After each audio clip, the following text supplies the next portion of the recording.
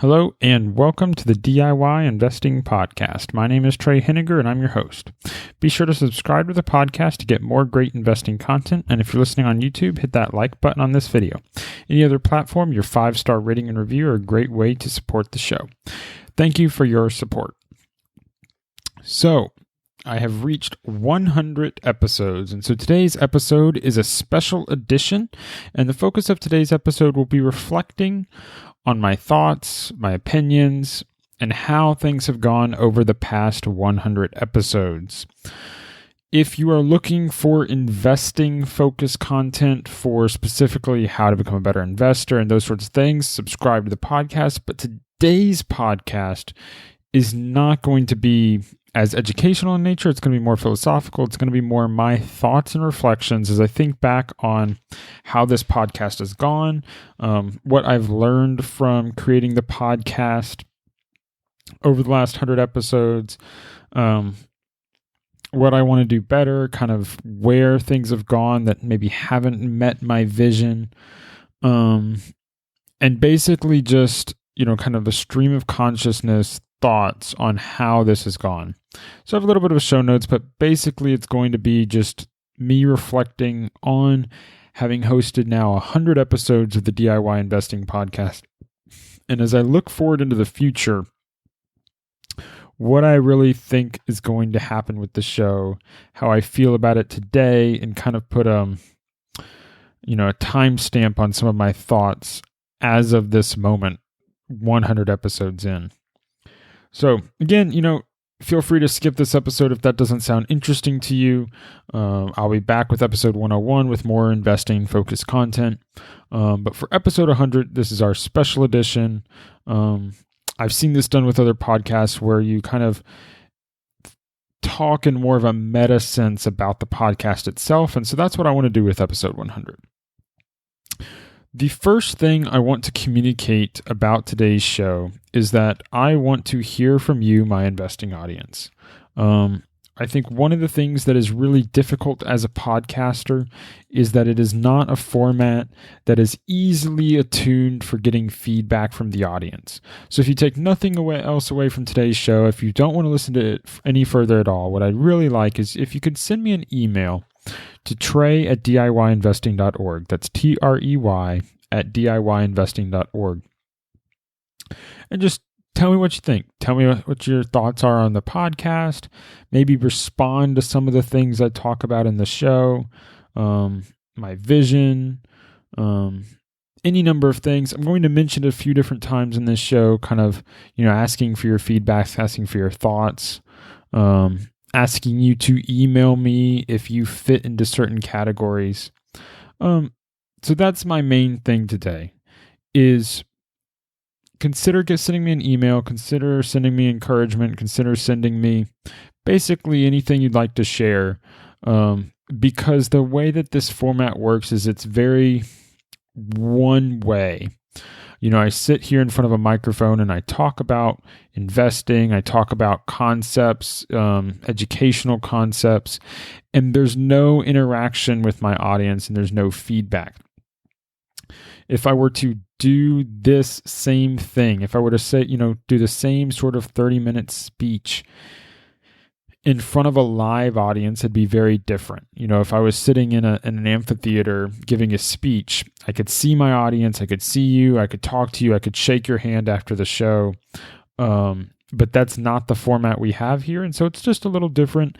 And it's odd when you sit in front of a microphone and there will be people listening, or you hope there will be people listening, but you don't know how long they listen. I could have, for all I know, lost 10% of you or half of you already this far into the show, 4 minutes in. And so that lack of interaction and that lack of instant feedback is difficult. And I think it's the hardest part of this medium. In comparison, you have something like a blog post where people can leave a comment and they can instantly say, yes, I agree, or I disagree, or you're so stupid, or that was really insightful. Even something like Twitter where you can get instant feedback through a like or through, sharing or comments gives you more of that connection to the audience. But the podcast format in itself misses that connection. So I want to hear from you. I want to hear from my audience. Whether you've reached out to me multiple times in the past or you've never reached out to me before, I'd love to hear from you. So send me an email, trey@diyinvesting.org. Maybe you'll have some thoughts of what you might want to say already. Maybe you'll get some thoughts from listening more to this show. So I have completed now 100 episodes, or I will have once this episode is complete. And I think it's a really interesting accomplishment. So I started this podcast more than 2 years ago, but it's really been most of the last 2 years, for 2019 and 2020, where this podcast has really taken off and it's grown. And I built the discipline to publish an episode each and every week, which is important. I think there's a lot of you, at least statistically, it shows that if I did not publish on a weekly basis, you wouldn't listen to this show. You wouldn't have subscribed to the show. There's an expectation in the podcasting world to have a regular publishing schedule. And the most popular and common one is something like a weekly podcast. So if we have 52 weeks in a year at around 100 episodes, we're talking about 2 straight years of pretty solid work and effort on my part to hopefully provide value, educational content that can help you become a better investor. And it's been my goal to educate others on how to invest as if I was my own target audience. You know, one of the things I want to talk about today is my vision for the show. I had a lot of ideas of what I wanted to do in the beginning. Some of those have changed, but most of them stayed the same. And that's really the first piece. Is my vision for the show was to provide an educational platform so that I could teach others my thoughts about investing as I'm learning it, but basically provide the tool and the platform that I would want to listen to as an investor, whether I'm a beginning investor, an intermediate investor, and advanced. I wanted to mix in the concepts that I found interesting. So basically what I do is I'm out there trying to teach myself and educate myself, and I'm learning and growing and investing my own money. And then I'm providing the thoughts and insights that I have, and I'm trying to translate them into a podcast episode each and every week. Sometimes those episodes are recorded every week, once a week. Sometimes I record those episodes 3 in a single day because I'm trying to back up a backlog because I have some work coming up or something along those lines. But I'm trying to, as I get insights, as I develop thoughts that I think are going to be of interest, I want to provide them to you so that you could kind of grow as an investor yourself. One of the things that I want this podcast to do, and I've wanted to for a long time, is I want to build a network of fellow investors. I want to meet other investors who have similar interest in investing that I do, and I want to grow that network because I think that networking will both help me become a better investor.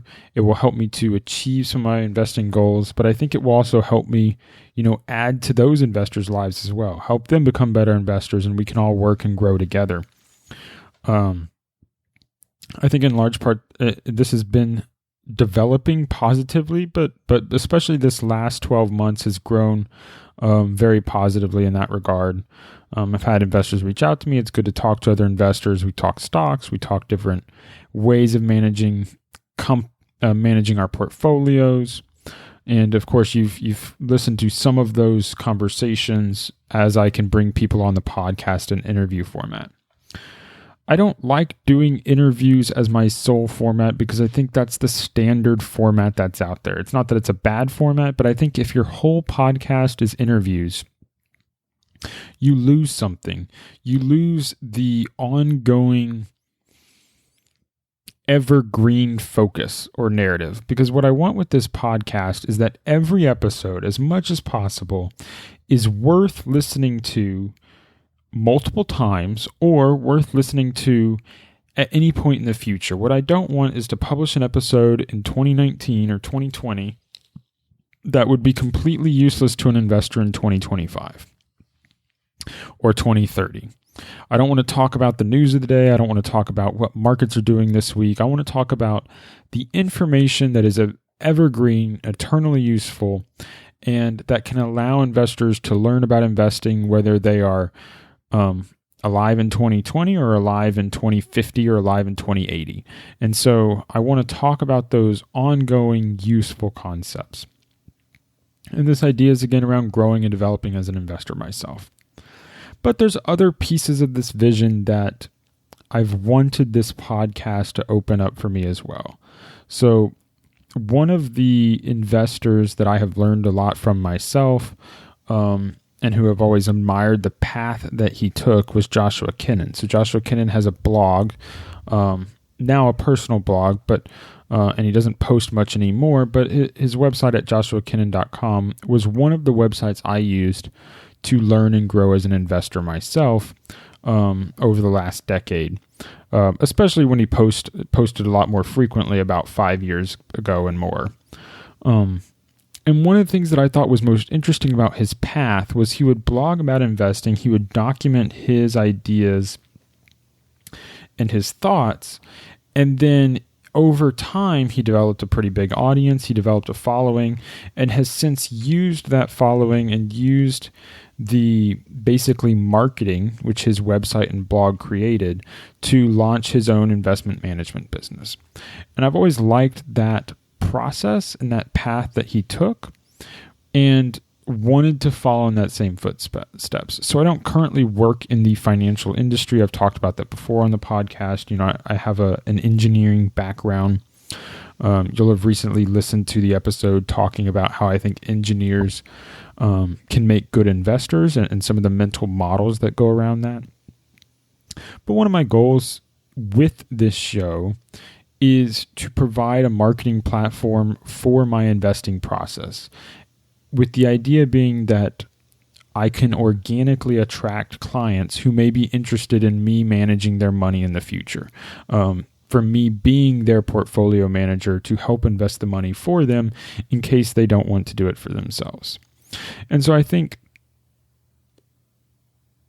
I don't know how successful that's going to be. I've yet to have anyone reach out to me that would be interested in a service like that, having me manage an individually managed account or something like that. But that is where I like this show to eventually take me. That I'm trying to build not only an educational platform, but also build for myself, a business that I can build out and have other investors who would want to outsource either some of their time or some of their money to me to manage for them. Either with the idea being, this podcast is a way of communicating my ideas. It's a way of communicating the methodology that I use to make my own investments. And I think if you were to have listened to all of my 100 episodes, and you listen to the next 100 episodes of me, and you sit here and you've been listening to me for 1 year, 2 years, 3 years, 4 years, 5 years, at some point you will have gained a very comfortable understanding of my investment process and a strong understanding that would allow you to be comfortable with me managing your money in a way that you necessarily wouldn't with your average financial advisor on the street. You see, I don't have any plans to be a financial advisor in the sense that word is commonly used, where you advise on all sorts of different parts of people's lives, aspects of their, what their insurance plan should be, what their retirement plan should be, what their savings plans should be, and all those sorts of things. I don't have any interest in that. I do have an interest in managing portfolios and being an investment manager. That's what I do with my own portfolio. I manage my own personal portfolio, and I choose what stocks to buy, choose what allocations to make, when to buy, when to sell, do the investing research, and all of that research is very interesting to me. And all of the process of building a portfolio and the theory and the practice and everything involved with it's very interesting to me. And I enjoy doing that. So what this podcast allows me to do is communicate with you, my audience, how I think about investments. And I think properly executed, and you'll have to let me know your feedback on how I do at this, that will allow you a level of insight and comfort with my process that you wouldn't get from the average person out there on the street. The average investing manager and the average financial advisor does not have a podcast where once a week, every week, they're discussing some aspect of their portfolio management style or thoughts, or communicating in some way about how they manage money. And so I think in the long term, if not so far in the short term, this would provide me with a platform that really would allow me to connect closely with clients and potentially give me a competitive advantage in that way as a marketing platform. With that said, I'm not currently managing investment money professionally, but that is one of my plans for the future. So if that is something that's ever of interest to you, you can contact me directly again with my email, trey@diyinvesting.org. Legally, you're not allowed to discuss any more details than that on a public platform like this. But if you'd like more information and you want to discuss with me in more detail your particular interest, your specific goals and stuff and that sort of thing, you're welcome to reach out to me directly. But besides that, that's the only... I can only speak in broad terms on a platform like this. So what I try to do with this podcast, though, is provide you that insight that would be valuable to you. How do I invest? What are my lessons that I learn? I want to communicate my failures, and I need to do more of that. I got good feedback in the past talking about a previous investment failure that I had. And I have more podcasts that I'd like to do on that, especially as I sell out of stocks. I want to communicate how they went, what my thoughts are, what my lessons learned, that sort of thing. But basically, part of what this podcast intends to be is intends to be a business. I'm documenting my thoughts, but I'm also preparing myself to connect with enough other investors, to connect with enough potential clients, to build out a business either in one of two ways, either managing investment money directly or in some sort of educational business where I'm producing content, I'm producing investment courses, I'm producing blog posts, investment research, something that people would like to subscribe to and provide me with money so that I could do it in more of a full-time capacity. Right now with this podcast, it's done part-time. It's done in spare hours, and I work hard to produce a high-quality show once a week, but that takes up a lot of time. And it's time that while I maintain a full-time job outside of this podcast and outside of investing, there's a limit to what I can do with this platform. And I'd like to, in the long term, be able to do this on a full-time basis where I'm able to provide much more content, more valuable and concise ideas along courses, how to invest, all sorts of stuff in terms of like paid content where I can provide that additional value. So again, that's one of the areas where I could use feedback on, how am I providing value to you? Is this podcast useful? I assume if you've been listening to it and you're a subscriber, you find it useful. But how has it been useful to you? What are the things you like? What are the things you don't like? Again, you can email me, trey@diyinvesting.org. So that's kind of how my vision for this show. So as I think about the show, though, I want to reflect on how that's gone so far. So we're 2 years in with 100 episodes, and in some ways, the show has been quite successful along towards my goals, specifically helping to start build a network for other investors, and kind of growing as an investor myself. But in other ways, it's been a little more disappointing. So my audience size is not as large as I'd like to be. I've yet to attract anyone that has been interested, at least reach in a form that reaches out to me about as a potential client or something along those lines for an investment management type thing. And the show continues to be a significant drain on my time and it also costs me money on a monthly basis in order to produce the show, the technology that I use, the different resources that I use to support it, and then paying for all the bandwidth and everything for the download. So, of course, this show is free and provided free to all the listeners. And at least so far, there's no ads associated with it. So you get an ad-free experience at no monetary cost to you. Basically, the cost to you for listening to this podcast is the time you choose to contribute to it. And everyone's time is valuable. And so I try and provide value that matches up with that time.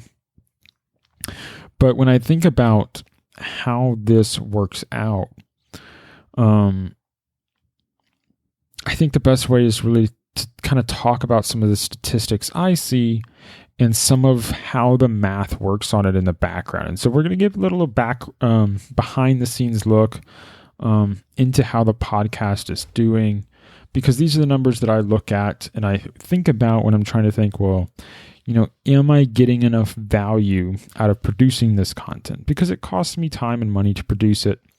And at least so far, it's been an ongoing cost to produce this content, and I've not seen a significant amount of return from doing so. So let's talk about some of those details. So I would say the podcast on the whole is a small but moderately successful podcast. So one of the ways in which podcasts are evaluated for their success is their number of listeners about a month after their release.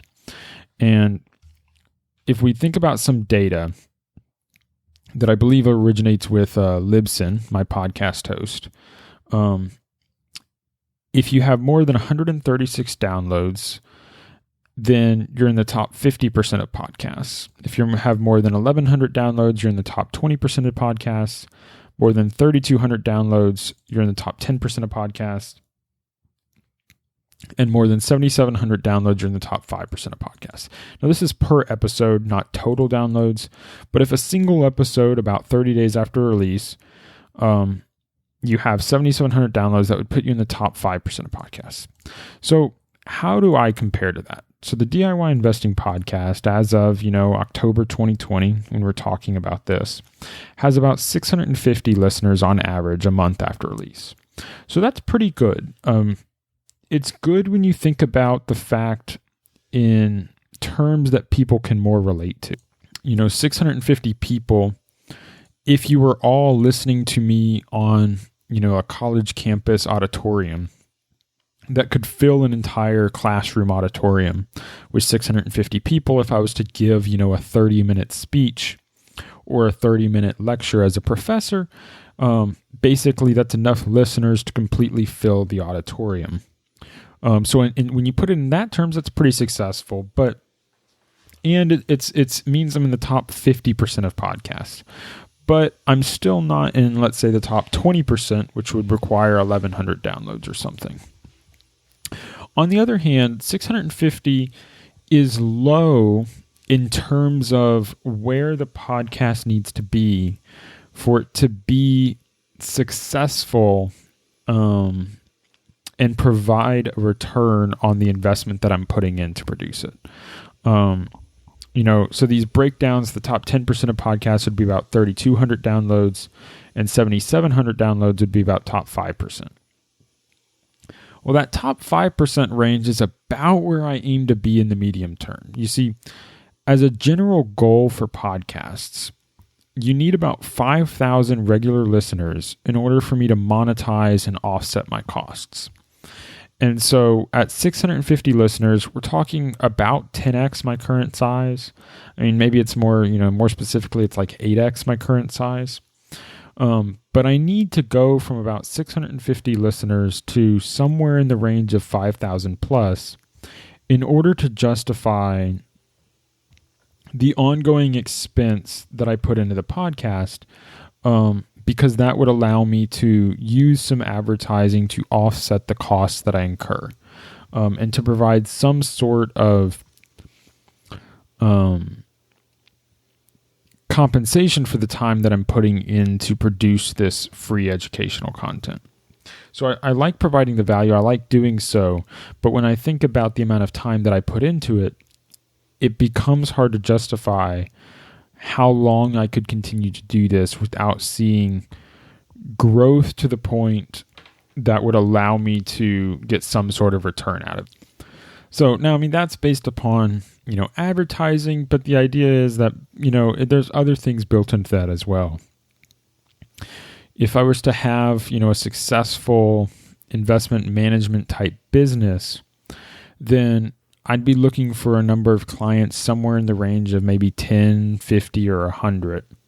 Well, if I had 5,000 regular listeners, maybe 1% of those listeners would be interested in some sort of relationship along those lines.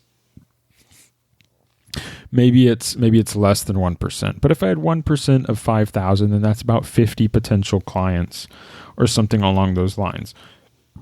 So whether we're talking the potential for being able to have some advertising to offset my costs, or the potential to potentially launch it as more of a side bit as a business that provides revenue through the form of investment management services and portfolio management services like single managed, one-on-one managed accounts. 5,000 listeners is kind of where I need to get to. Now, I think that there's certainly things that I could do to increase my listenership, but in a lot of ways that would drastically change, I think, the show. If I changed from a purely educational podcast to one that had weekly interviews, I think my listeners would increase because those tend to be more popular. The most popular investing podcast usually are weekly interviews. Every week there's a different interview, and that works well in terms of promoting a show, because every time you bring on an interview guest, that guest tends to promote your show, and you pick up a few subscribers from each guest you have. So if you have guests every week or multiple guests a week, then you're going to grow faster than a show like mine that has fewer guests and focuses more on the one-on-one education. Well, I think that education is important, and I think it's one of the things that sets me apart. So it's just tough when we think about what that means for the show, both over the last 100 episodes and the next 100 episodes. So I'm happy with the 650 listeners, and I value each and every one of you who spends your time listening to me on a weekly basis. I'm honored for the time that you choose to dedicate to me, and in some ways it's surprising and honoring to me that you maybe still be listening 27 minutes into this episode, even though it's not particularly focused on investing. So I appreciate those of you who are still listening to the show. And again, if you have any thoughts on this stuff, I'd love to hear from you. Send me an email, trey@diyinvesting.org. Even if it's just encouragement, that encouragement's helpful when it'd be good to know, I'm helping people. Because like I said, it's a hard medium to really wrap your head around when it's really one directional. I sit in front of a microphone and I'm talking into a mic, and I don't have that one-to-one in-person contact with each of you. So that's a little bit about size of the audience. For some of you listening, size of the audience might seem really large. And some of you listening, there's a lot, certainly other podcasts you may listen to with a substantially larger audience. So again, I'm happy with the audience I have, but I'd like to continue growing it in order to reach the goals that I have for this show and where I'd want to see my place in the investing world going forward. But that brings me to a very important point, and that's patrons.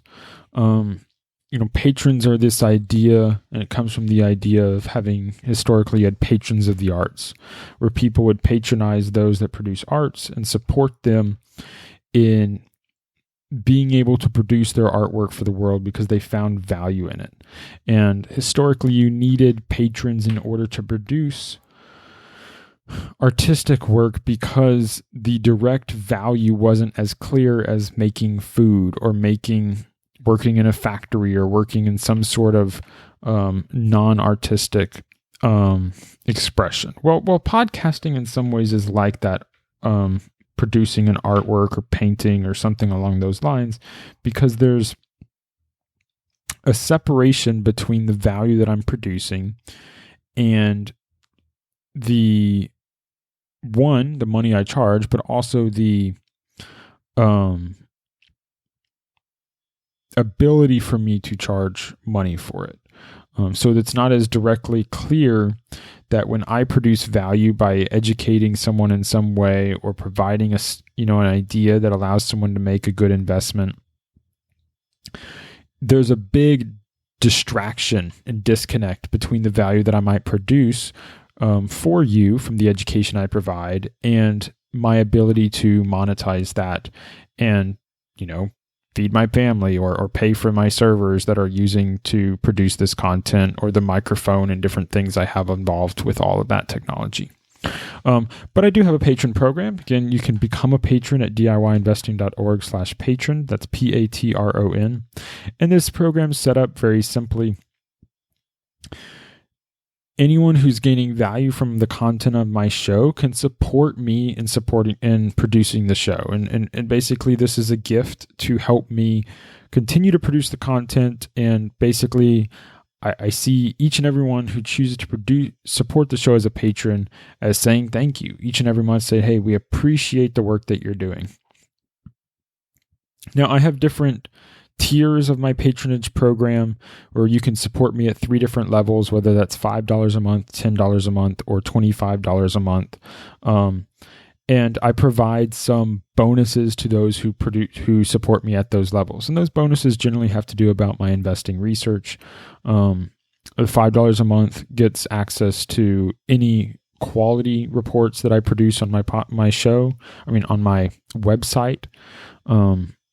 $10 a month gets access to any intrinsic value reports that I publish on my website, and $25 a month gets access to anything that I post about my specific investing portfolio, updates, what I'm buying, what I'm selling, and my general thoughts about anything other than those 2 different types of reports. These reports that I produce aren't meant to be compensation for the money, or they aren't meant to be basically a product that's being sold in return for the patronage. It's simply meant as a bonus and a thank you for the patrons that I have. So basically, I'm not posting on any specific schedule.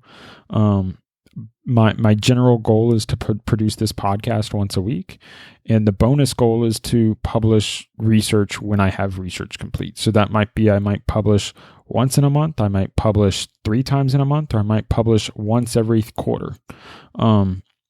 It's just going to depend upon when I have time to do some investing research, and then when I have time to write that down and publish it in a format that I think is helpful to others.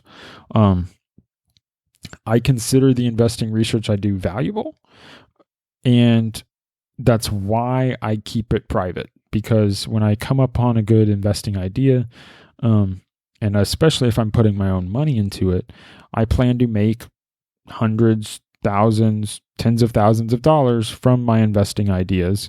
And I think if you are striving to be a good investor, and you know enough to capitalize on good ideas, then I think you can also get a lot of value from it. So it's not meant to be a product where you're buying.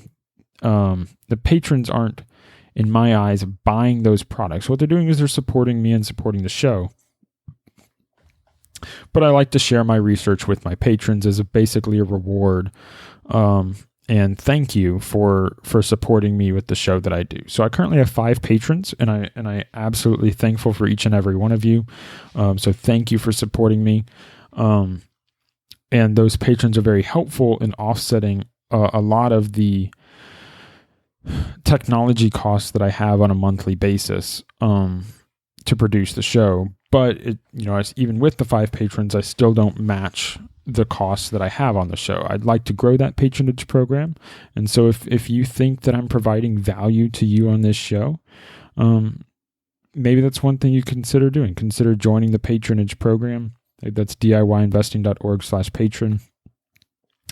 I don't think it's super expensive in terms of the value that I'm producing. So if you think about, $5 a month is about $1 to $1.25 per show, because I produce about 4 to 5 shows a month. $10 a month is $2 per show, and $25 a month is $5 per show. So, think about the amount of value that the average episode you listen to is worth. What's 30 minutes of education worth to you? And, if it's not worth a lot, then fine, if it's worth a lot, then, and you want me to continue producing this content, I'd like you to just consider supporting the show and becoming a patron. That support's really helpful to me. It gives me the best feedback that I can get that I am producing value to you. And I definitely take any feedback from my patrons into account, as heavily, especially compared to the ones because they're paying me, and so if you're paying me, you're going to have, your feedback's a lot more important than the people who choose not to pay me. So I appreciate my patrons helping support the show. And, as investors, I realize I'm talking about a concept in which every dollar that you save in some form or another is a dollar you could be investing. So I understand that any dollar you choose to support the patronage program is a dollar you're not investing. So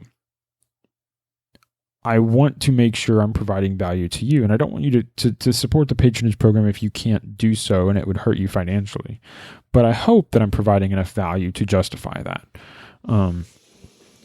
Ideally I'm providing, $10 in value for every dollar you may support in a patronage program. And I think, if you take away the right things from this program, I think that's quite possible. I think those who really learn and understand investing have the potential to become massively wealthy over time. I think the concepts that I discuss in this show really can help you achieve your financial goals in life. And so if I'm successful in that, we could be talking about the difference on how you're basically helping people become millionaires. And I think there's value in that. Now, it's really hard to quantify that value, and that's the difficulty, and that's why the patron program exists. I basically say, I'm producing this podcast and I send it out for free, but I hope that if it is providing value, that you'll consider joining the patronage program. And if it's not, or if it's providing enough value but not enough to pay for, then that's also good information. So like I said, either way, whether you choose to become a patron or not, I appreciate any feedback you want to give me. So just send me an email, trey@diyinvesting.org. Give me that feedback. How can I make the show better? What would stop you from joining the patron program? What attracts you to it? What can I do to make the show better? What can I do to provide more value? What types of shows do you want to see? Anything along those lines will help me do a better job with this podcast. At the end of the day, my goal is to provide value to my audience. I talked about some of my vision earlier, but if I'm not providing value to my audience, then nothing in my vision is going to be successful. So I know I'm providing value certainly to some of you in the audience, and I hope I'm providing value to all of you. And I think if I do provide a lot of value to my audience, then eventually my show will grow to achieve the sizes that I want to reach, because hopefully I provide that value. You continue to listen. Maybe you share it with your peers. Maybe you share it with friends, family, and I grow organically over time. But that's my goal. I want to provide value to the audience, and I hope that I am. And if I'm not, I don't want to waste your time either. So that's good feedback for me to have, and feel free to tell me that. One other stat that I think is interesting that I think about is how many Twitter followers I have. Basically, there's 3 areas where I track my followings. My general listeners, which, like I said, was about 650 at the current time. But I also track my Twitter followers and my YouTube subscribers. So my YouTube subscribers just passed around 200, and I'm trying to get that number over about 1,000, somewhere in the 1,000 to 5,000 range. But ideally, I need to hit 1,000 to start monetizing through YouTube. And then on Twitter, I'm currently at 1,300, which is good because my goal for the year was to hit 1,000.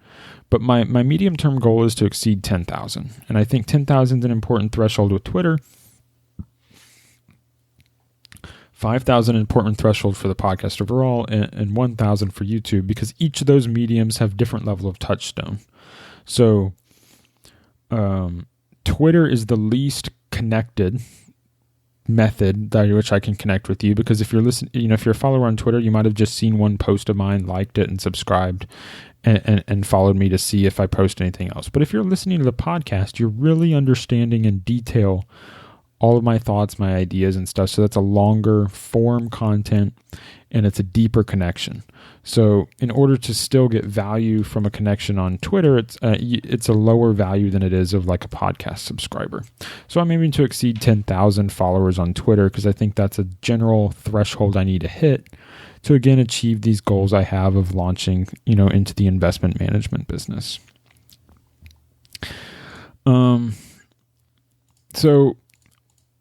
So I've done 100 episodes, and one of the thoughts I wanted to think about was, where do I want to be 100 episodes from now? And I've talked a little bit about those numbers, and 100 episodes is about 2 years. Ideally, I'd hit those numbers I just talked about within 2 years. I'll hit 1,000 YouTube subscribers. I'd hit 5,000 regular listeners to the podcast, and I'll hit 10,000 followers on Twitter. And that'd be by episode 200. What I struggle with is whether that's achievable and whether that's going to happen or not. And it's really, for me, comes down to, well, how many episodes do I plan to eventually create? Well, in a positive sense, on a vision type sense, I would like to be producing podcast episodes indefinitely. It would be great to be sitting here, 7-8 years from now and be producing 7 to 9 years, 9 years from now, and be producing. Is my math wrong? Yeah, my math's wrong. But if I think about, the next 10, 15, 20 years, it'd be really cool to produce, 1,000 episodes, to hit that mark of 1,000 episodes. And if you do that once a week, you're talking quite a long time.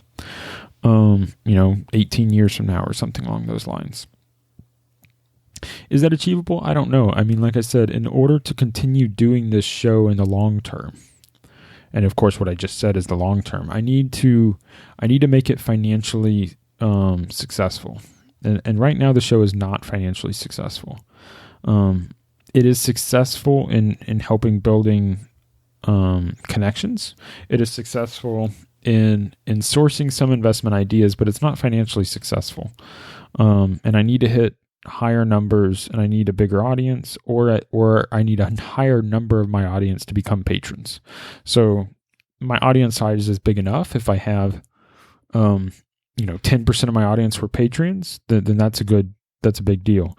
But right now it's about 1% of my audience is patrons, which is normal. But if I had a higher, breakthrough rate there, then that could help me become financially successful with the podcast. But right now, continues to be a negative cash flow business, and I need that to turn positive, and hopefully substantially so, if I'm still going to be doing this podcast 5, 10, 15 years from now. I like producing the content. I think it's fun to provide this educational resource, especially to provide it in a free manner, because I know that not everyone can afford to pay for investing education. And I think it's great to produce it free, but it also means that those that can afford to pay for it would either have to support it slightly more and subsidize those, or just find some way to give back to help me continue producing this show in the long term. So again, give me your feedback, trey@DIYinvesting.org. Let me know your thoughts. I wanted to cover a couple other things. I've encouraged you before to start an investing blog.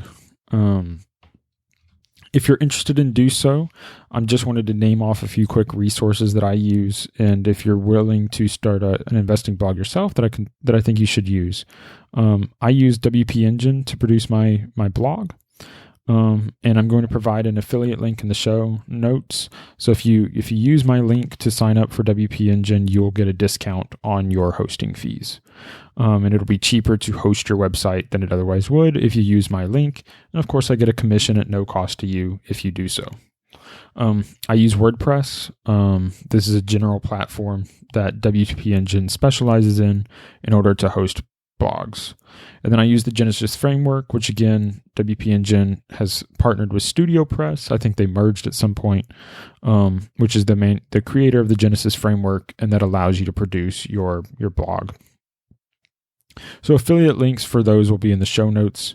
And so if you would like to start a blog and you want to use the same publisher or use the same hosting service that I use WP Engine. And if you sign up through those links, then one, you get a discount, and two, I get a commission, and that can support the show. If you'd like to start your own podcast, I recommend using Libsyn. Now, this is not the one commonly recommended nowadays, but it's always been recommended to those who have any interest in growing the show over a long period of time. It's one of the older ones. They have a lot of great resources. The big difference is that it doesn't start free.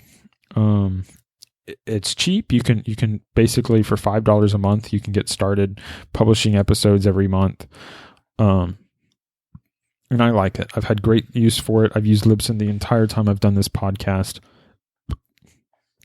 No affiliate link. There's no commission, for using them, but I like Libsyn. I think they work quite well. I've had no issues, and they have pretty good support when I have had to use support. But that's not been often. I use a higher costing plan because of the size of the podcast I have, the number of shows I produce, that sort of thing. But you can get started for as easy, for a lot cheaper. And I encourage it. If you want to document your thoughts through a podcast and not a blog, that's a great way to do that. Usually you will also probably partner with a blog in order to get the most success. And that's what I do. I end up doing both. And so that I can host the episodes, not just through Libsyn, but also on my personal blog. So one thing I wanted to mention too was, how can you support the show? So I recognize, I talked a little bit about Patreon and my patronage program where you can support the show directly, $5 a month, $10 a month, $25 a month, however you think is best in terms of the value that I provide you. But I recognize that not everyone can support the show financially as a patron, but there are other ways to financially support the show without actually giving me any money. One of those ways is through your Amazon purchases. So if you're like me, you like to buy a lot of stuff from Amazon. I am an Amazon affiliate, which means that if you buy your stuff from Amazon after you click the link on my website, then I receive a commission for those purchases. So on the top left-hand corner of my blog at DIYinvesting.org, there is a little thing that says the book that I'm currently reading. If you click on the book that I'm currently reading, it will take you to a page where the book is. But you're now on Amazon, and on Amazon, you can search for anything that you want to buy. And if you buy anything from Amazon, well, not anything, but if you buy certain things like books, there's other categories. I don't know what they all are. Some categories are included, some aren't. But if you buy stuff from Amazon after clicking on the link on my website, then I would get a commission for sending you to Amazon. So if you're buying stuff like you would normally, but you'd like to still support the show and you can't afford to send me any money directly, but you want to support the show, consider using that link on my website by clicking the book that I'm currently reading, and that'll take you to Amazon. And then I think it's for like the next 24 hours. Anything you buy within the next 24 hours from Amazon, as long as you don't click another link to go to Amazon, would provide a commission to me as a percentage of that purchase, which is maybe it's up 1% or 2% of the purchase or something like that. It's pretty small, but that would help support the show if you choose to do that. Another way is on my website. Again, the left-hand side on a desktop would be as if you were to create a blog using that WP Engine coupon link that I have on the left-hand side of my website or in the show notes. And again, an Amazon link will also be in the show notes, that if you just click that link and go to Amazon, the same thing would occur. But if you sign up for a WP Engine to create a blog and you use my coupon code or a coupon link, then that supports the show and I receive a commission. The last way that I think a lot of people could relate to is if you're buying anything else online. So if you're shopping anywhere other than Amazon, there's a website that I use for my own shopping called Mr. Rebates. And this is a pretty cool website where you can earn cash back on all your online shopping or most of your online shopping if you first go to Mr. Rebates, sign up for an account, and then use that service to funnel your clicks to go to your website. So if you want to go to, buy something from Walmart or Gap or Brooks Brothers or anything, I'm blanking on names of other stores right now, but I think they might even have eBay or different places. If you want to buy something from a website, you can use Mr. Rebates and basically they'll give you a cash back on any of your online purchases, in addition to any cash back you would normally get from a credit card or airline miles or something like that. So basically you might get 3% of the purchase cost given to you as cash back, or 5% or 10% or 2% or 1%, whatever it may be. If you sign up for that Mr. Rebates account by using the link on my website or the link that I'll provide in the show notes, then I'll get a commission for when you sign up for that account. So it doesn't impact the cash back you get. I think you get a $5 bonus if you sign up using my link when you sign up. So when you make your first purchase, you'll get that through that link. And again, it doesn't add any cost to your purchases. It just gives me a commission for when you sign up for that account. So that's Mr. Rebates. And again, the link will be in the show notes and the link will also be on my website, the left-hand side. So those are some of the affiliate programs I work with. If you want to support the show, you can't support it directly, but you can support it through your online shopping or through your Amazon purchases. But that Mr. Rebates one is cool because you also get cash back. So those are just some ideas, trying to spread those around so that people can support the show if they would like to without spending any money. So we're reaching kind of the end of my thoughts here. Again, my email address is trey@diyinvesting.org. I want to hear from you. I want to hear from my audience and I want your feedback. So if there's anything else you take away from this whole episode, please consider sending me an email, giving me your feedback, encouragement, any of your thoughts from anything that I've said today.